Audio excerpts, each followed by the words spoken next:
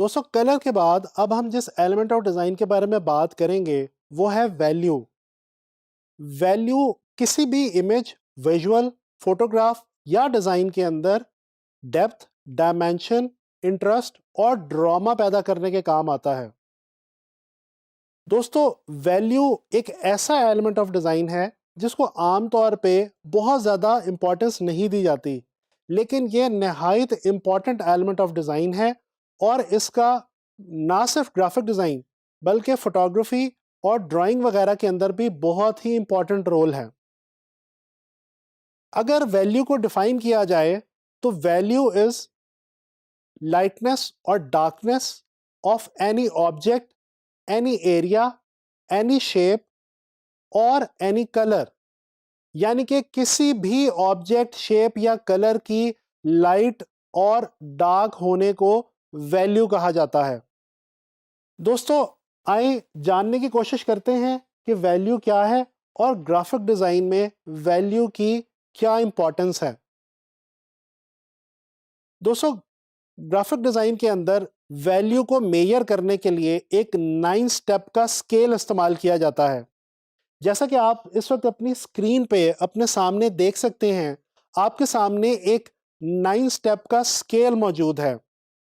अगर आप गौर से देखें तो इस स्केल के ऊपर मोस्ट लेफ्ट पे वाइट कलर का एक बॉक्स मौजूद है 1 नंबर के ऊपर, जबकि मोस्ट राइट पे 9 नंबर पे ब्लैक कलर का एक बॉक्स मौजूद है।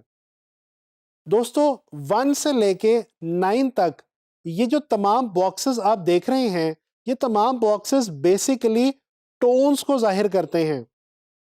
वाइट से लेके ब्लैक तक की 9 डिफरेंट टोन्स इस वक्त आपके सामने हैं।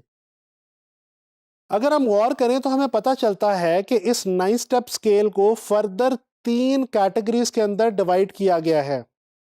मोस्ट लेफ्ट पे वाइट के पोर्शन में जो 3 बॉक्सेस हैं, पहले 3 बॉक्सेस, उन बॉक्सेस को हाइलाइट्स के नाम से जाना गया है। मोस्ट राइट के ऊपर जो 3 ब्लैक के साथ बॉक्सेस हैं, उन बॉक्सेस को शैडोज के नाम से जाना गया है। और सेंटर में यानी कि मिडल में जो 3 बॉक्सेस हैं, उनको मिड टोन्स का नाम दिया गया है। दोस्तों बेसिकली ये 9 स्टेप स्केल जो है, ये हमें 1 से लेके 9 तक डिफरेंट टोन्स को मेजर करने में आसानी पैदा करता है। हम बड़ी आसानी से इस स्केल की मदद से ये देख सकते हैं कि अगर हम वाइट के अंदर ब्लैक को ऐड करना शुरू करें तो एक टाइम पे वाइट ब्लैक में कन्वर्ट हो जाता है, और बिल्कुल इसी तरह से अगर हम ब्लैक के अंदर वाइट को ऐड करना शुरू करें तो ब्लैक एक टाइम पे आके वाइट के अंदर कन्वर्ट हो जाता है। वाइट और ब्लैक के बीच में जो सेंटर वाला एरिया है वो जो है मिड टोन्स कहलाता है। दोस्तों यही 3 कैटेगरीज टोन्स की, शैडोज, मिड टोन्स और हाइलाइट्स, किसी भी विजुअल में, किसी भी इमेज में इंटरेस्ट और ड्रामा पैदा करते हैं। अगर हम इस स्केल के अंदर से सेंटर वाली जो कैटेगरी है यानी कि मिड टोन्स, इसको हटा दें, खत्म कर दें और हाइलाइट्स को शैडोज के साथ मिला दिया जाए तो दोस्तों जो चीज पैदा होती है उसको कंट्रास्ट कहा जाता है। कंट्रास्ट बजाते खुद एक प्रिंसिपल ऑफ डिजाइन की हैसियत रखता है। दोस्तों कंट्रास्ट ही वो चीज है जो किसी भी इमेज या विजुअल के अंदर इंटरेस्टिंग एलिमेंट ऐड करता है। अच्छा, अगर इसी तरह से वैल्यू को कलर के हवाले से डिस्कस किया जाए तो दोस्तों जैसा कि हमने वैल्यू की डेफिनेशन में जाना कि किसी भी कलर की भी अपनी एक वैल्यू होती है। तमाम कलर्स अपनी वैल्यू यानी कि अपनी टोन्स रखते हैं। अगर हम वापस आए 9 स्टेप स्केल के ऊपर और हम इसी स्केल को कलर की मदद से जानने की कोशिश करें, मिसाल के तौर पे हम मिड टोन्स के अंदर किसी एक प्योर कलर को रख देते हैं, फॉर एग्जाम्पल येलो। अगर हम वाइट की तरफ येलो के अंदर वाइट कलर ऐड करना शुरू करें तो एक टाइम पे एक बॉक्स के ऊपर जाके येलो वाइट के अंदर कन्वर्ट हो जाएगा। इसके बरक्स अगर हम दूसरे एंड पे येलो के अंदर ब्लैक कलर ऐड करना शुरू करें तो एक बॉक्स के ऊपर जाके एक मुकाम पे येलो जो है वो ब्लैक के अंदर कन्वर्ट हो जाएगा, और इसी तरह से हमारे पास येलो के शेड्स, येलो की मिड टोन्स और येलो की हाइलाइट्स आ जाएंगी। लिहाजा हमें यह पता चला कि वैल्यू का कलर से और कंट्रास्ट से बहुत ही गहरा ताल्लुक है। अगर ये कहा जाए तो गलत ना होगा कि वैल्यू कलर पे और कंट्रास्ट पे किसी हद तक डिपेंडेंट भी होती है। लेकिन दोस्तों यहां पे एक चीज जाननी बहुत ही जरूरी है, और वो ये कि वैल्यू का कलर से और कंट्रास्ट से गहरा ताल्लुक तो है, लेकिन बजाते खुद वैल्यू ना तो कंट्रास्ट है और ना ही कलर है। वैल्यू इटसेल्फ सिर्फ टोन्स का नाम है। डिफरेंट टोन्स को ही वैल्यू कहा जाता है। वैल्यू का ताल्लुक लाइटनेस और डार्कनेस से है, ना कि रेड, येलो या ब्लू से।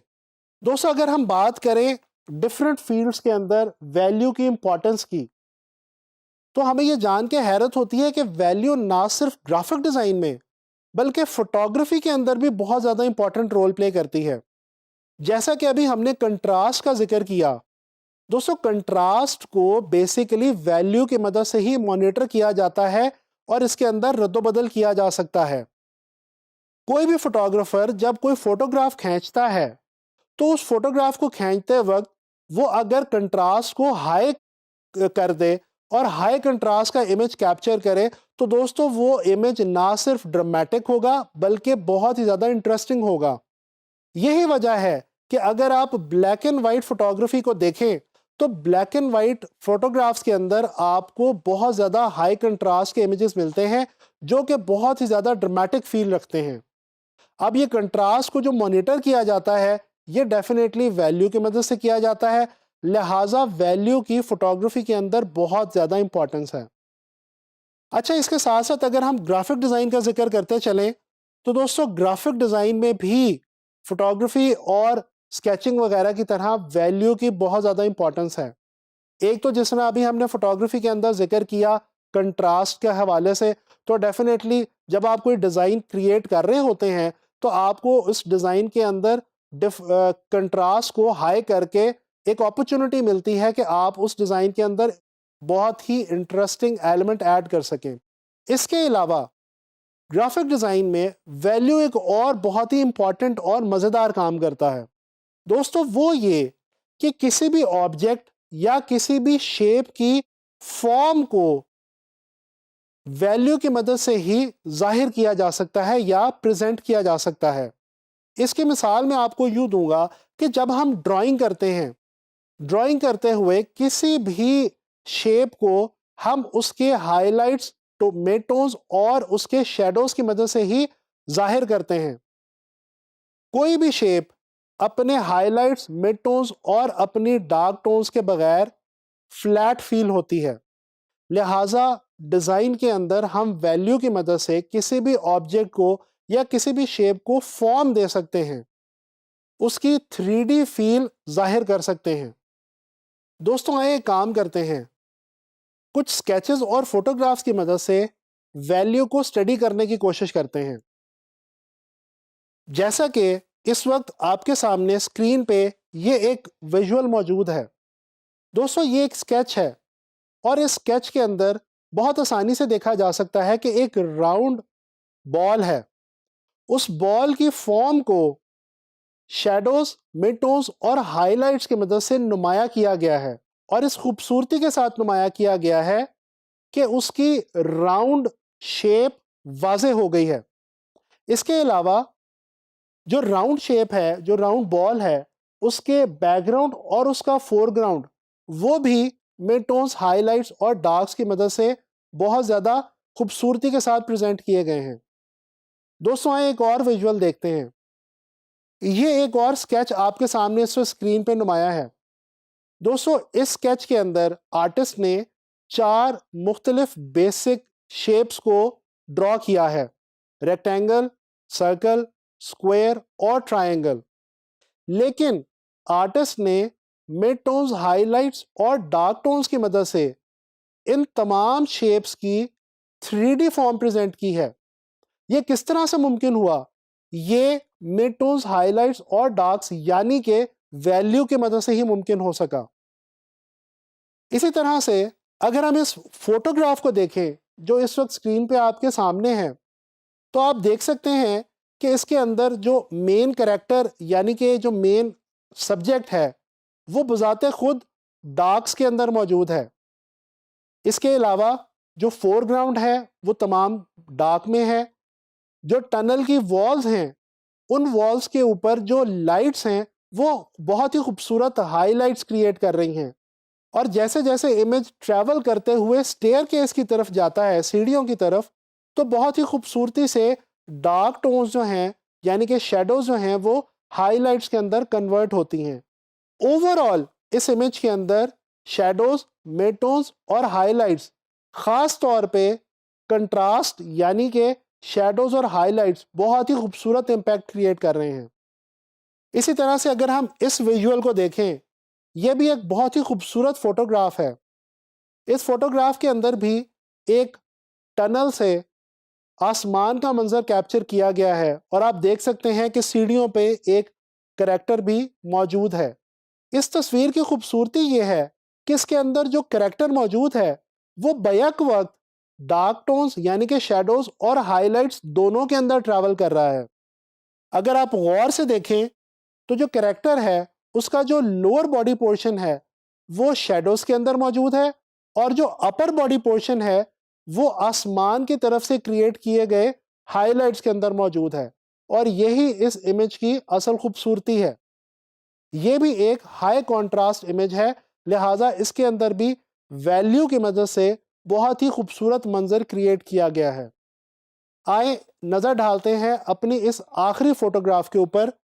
इस फोटोग्राफ के अंदर आप एक खातून को एम्ब्रेला लेके चलते हुए देख सकते हैं। साइड पे कुछ पिलर्स हैं। बैकग्राउंड जो है वो बिल्कुल डार्क है। खातून के का ड्रेस और उसकी जो एम्ब्रेला है वो हाइलाइट्स को शो कर रही है। इसके अलावा पिलर्स के अंदर से लाइट छन के आ रही है जो कि डार्क टोन्स के अंदर यानी कि शेडोज के अंदर बहुत ही खूबसूरत हाइलाइट्स पैदा कर रही है। ओवरऑल ये इमेज भी एक हाई कॉन्ट्रास्ट इमेज है और इसके अंदर भी वैल्यू एक बहुत ही मज़ेदार रोल प्ले कर रही है। दोस्तों, इस तरह से आप लोगों ने डिफरेंट फोटोग्राफ्स, विजुअल्स और स्केचेस की मदद से ये चीज़ देखी कि वैल्यू किसी भी विजुअल के अंदर कितना खूबसूरत इम्पैक्ट क्रिएट कर सकती है। दोस्तों, ग्राफिक डिज़ाइन के अंदर जब हम कोई भी डिज़ाइन क्रिएट करें तो हमें वैल्यू को इग्नोर नहीं करना चाहिए और हमें अपने डिज़ाइंस के अंदर कंट्रास्ट और वैल्यू को बहुत ज़्यादा एहतियात से और बहुत अच्छे तरीके से इस्तेमाल करना चाहिए। इस तरह से हम ना सिर्फ अपने विजुअल्स के अंदर डेप्थ क्रिएट कर सकते हैं, डायमेंशन जाहिर कर सकते हैं, बल्कि किसी भी ऑब्जेक्ट की शेप और फॉर्म को भी क्लियर किया जा सकता है, वाज़े किया जा सकता है।